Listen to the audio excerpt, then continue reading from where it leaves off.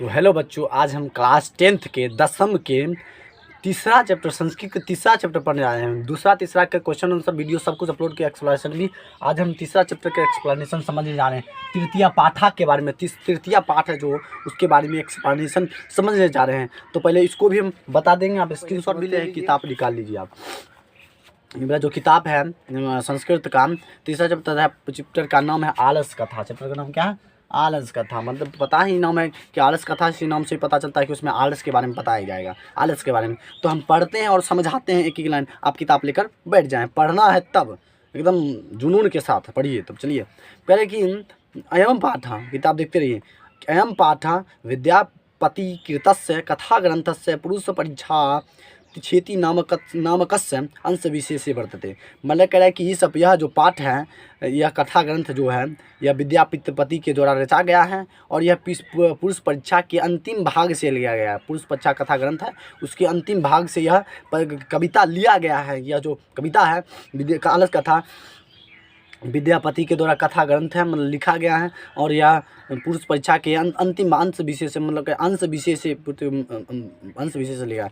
पुरुष परीक्षा करें कि पुरुष परीक्षा सरल संस्कृत भाषायां कथा रूपेण विभिन्ना नाम मानव गुणा नाम महत्वं वर्णयति।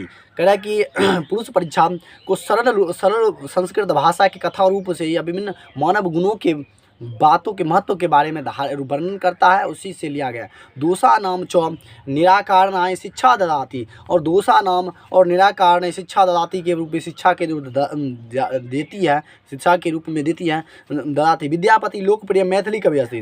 जो विद्यापति जो है यह मैथिली कवि है। पूछेगा ऑब्जेक्टिव में आपको कि आलस कथा के लेखक कौन है, तो विद्यापति। आप बोलिएगा कि विद्यापति। तो कह रहे विद्यापति लोकप्रिय मैथिली कवि, तो विद्यापति कैसे कवि, तो मैथिली कवि। यहाँ पर लिख दिए मैथिली कवि है।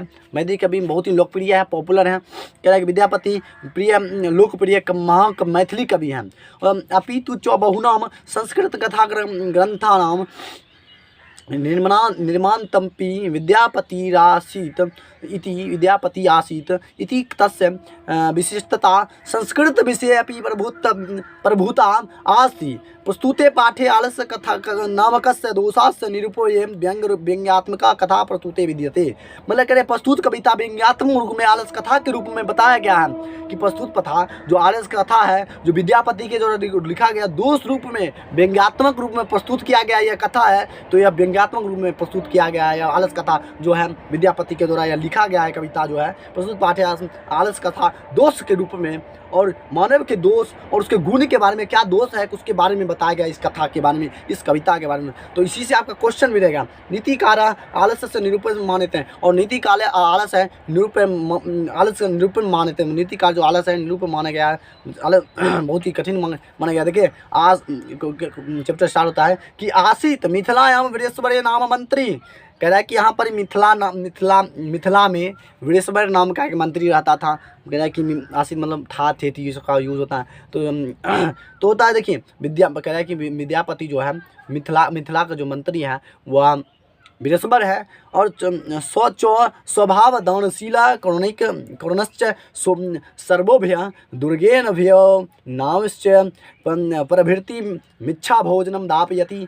कह रहा है कि जो वीरेश्वर है स्वभाव दानशील, स्वभाव से दानशील है। जो वीरेश्वर के मिथिला का जो मंत्री वीरेश्वर है वह स्वभाव से दानशील है, मतलब दयावान है, करुणिक है।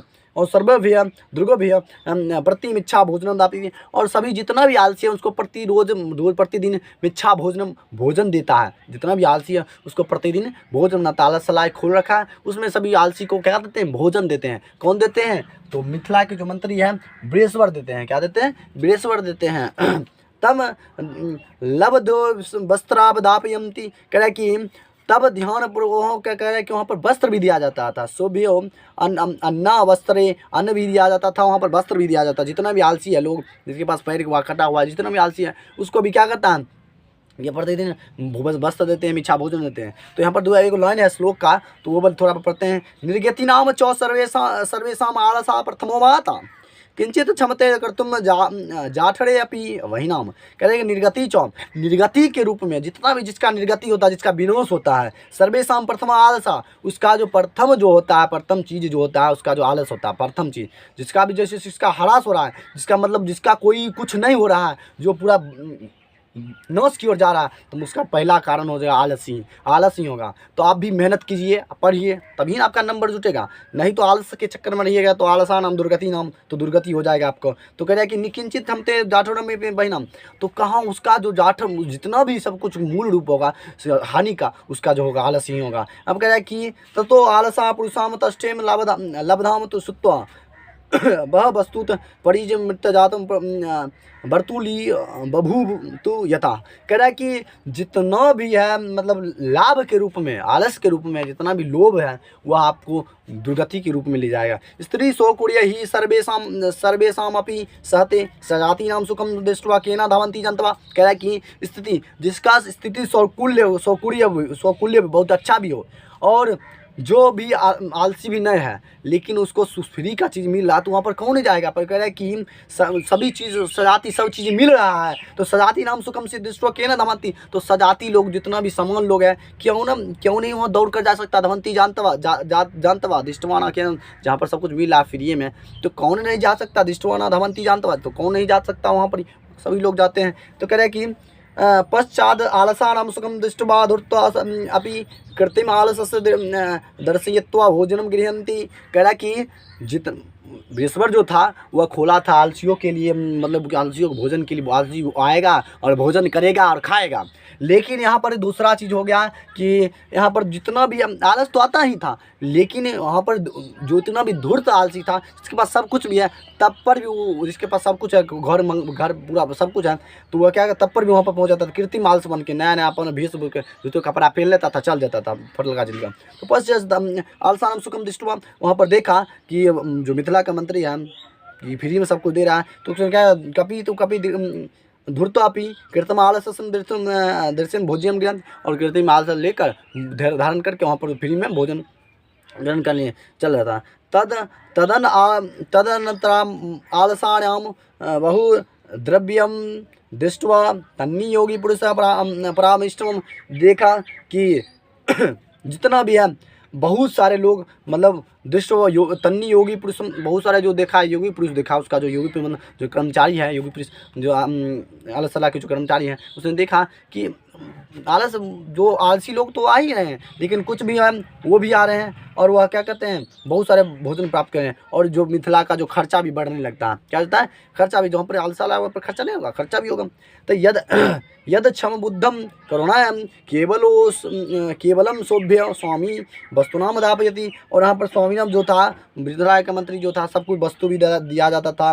कपटी आलसानाम अपि गृह्णन्ति इस इतसामकम प्रमाद, और कपटी आलसी भी यहाँ पर आकर और भोजन को ग्रहण करते थे। यदि भवन्ति तदालसा पुरुषाणाम परीक्षा कुर्मीति परामृत्यम प्रसूतेप्य आलसायाम तन्योगी पुरुषम महिनाम दापयन्तिम इत्वा निरूप्य मास। कह रहा है कि जितना भी आलसी है तन्योगी पुरुष द्वारा देखता है कि आलसा का खर्च भी बढ़ रहा है और पूरा एकदम सब कुछ हो रहा है तो कहता है कि अब देखिए तो उसके बाद उसने क्या किया कि सब ने मिलकर नियोगी पुरुष को बुलाया और कहता है कि चलो इसके परीक्षा लिया जाए। तो परीक्षा लेने के लिए क्या किया उसने कहा कि पहले इसको क्या करते हैं घर में आग लगा देते हैं। तो कह कि ततो गृह लग्नम प्रवृत्ति मग्नम दृष्टो धूर्तो सर्वे पलायिता। और जब घर में आग लगाया गया तो जितना भी है धूर्त लोग थे तो सब पलायित कर गया, पलायित मतलब भाग गया, सब पलायित मतलब भाग गया। प्रवृत्तम दृष्टवा धूर्तो सर्वे पलायिता, जितना भी धूर्त था सभी लोग क्या हो गए रफू चक्कर हो गए, भागे 9 2 11 हो गए, पलायिता। पस चादी सालसाणम अपि पलायिता चत्वारा पुरुषों, जितना भी सभी आलसी भाग गए थे, पश्चात करे थे पलायिता। लेकिन चत्वारा कह रहे हैं कि चत्वारा मतलब 4 पुरुषों त्रैव सुप्ताम परस्परम आपतालापि, मतलब परस्पर आप बात कर रहे थे। लेकिन 4 जो आलसी थे मेन आलसी थे वो परस्पर बात ही कर रहे थे, भाग नहीं रहे थे, इधर उधर जा ही नहीं रहे थे क्योंकि उसको आलसी था। तो कह रहे कि चत्वारा पुरुषत्रेव सुप्तम परस्परम आपतलंती, मतलब आप मतलब बातें करते थे। एक ही ना वस्त्रा मुखनोकतम, एक क्या होता है कि वस्त्र मुंह में ढके हुए उठता है ऐसे करके देखता पूरा वस्त्र ढके सुआ होता है। कह रहे कि एक ही ना प्रथमा जो आलसी था एक ही ना वस्त्राणु, एक जो प्रथमा आलसी होता उठता है मुंह में वस्त्र उसमें देखता है कि अहो कथमेम कोलाहलम, कहता यह हल्ला कैसा है, देखता कि यह जो ये इधर उधर चाला भगदड़ क्या, यह हल्ला कैसा है। पहला आलसी वो ऐसे देखता है ऐसे पूरा देखो नहीं करता कि आग लगता है। अब देखिए कह रहा है कि अहो कथमेम कोलाहल, पूछेगा प्रथम पहला आलसी क्या कहा था, तो यह हल्ला कैसा है, तो पूरे ये सब हल्ला कैसा है, हम कोलाहलम, तो द्वितीयोक्तम पूरा दूसरा बोलता है, दूसरा आलसी बोलता है कि तक यर्ते यद्यस्मिन् गृहे अग्नि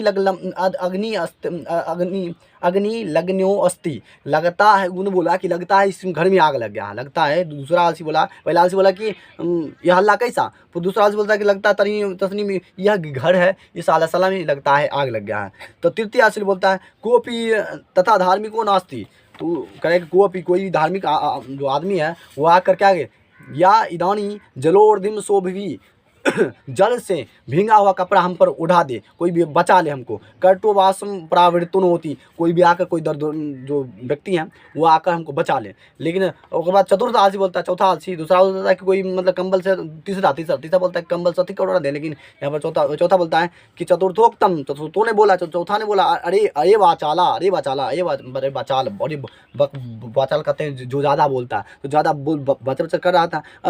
कति वचनानी कथम वक्तंतु सकनु था, मतलब यह चुपचाप कह रहा है कि इतना ज़्यादा क्यों बोल रहे हो, तुसनीम कथम न तिष्ठति, चुपचाप क्यों नहीं रहते, तुसनीम कथम न तिष्ठति, चुपचाप क्यों नहीं रहते हो। तो कह रहे हैं कि तत चतुर्थामपि तेषामेवाम परस्परम आपदानां श्रुत्वा वैनाम च प्रवृत्ति मेष प्रति पति स्थम दृष्ट्वा नियोगी पुरुषे वर्धमम चत्वारा आलसाम केशेशम। कह कि अब देखिए, कह कि जब बात कर रहा था, चारों आलसी बात कर रहा था, लेकिन क्या हो गया कि जब नियोगी पुरुष देखा चत्वारा आलसी भी बातें कर रहा है, तो चत्वारसों को पकड़ा, केस पकड़ा, किसे अपकृष्टवांग गृहंतम गृहात वही गिरता, केस पकड़ के पूरा चारों केस पकड़ा और क्या किया, उससे बाहर कर दिया, क्योंकि आलसाला से बाहर किया, केस पकड़ के, केसाम गिरत्वम गृहात बहिकृता मतलब बाहर किया, केस पकड़ के, मतलब बाल पकड़ के उसको क्या बाहर कर दिया। नियोगी पुरुष मतलब जो आलस का जो कर्मचारी है नियोगी पुरुष, उसके जो बहाल किया गया। पश्चात लोक्य भी हम तेनियोगी प्रतिपठितम,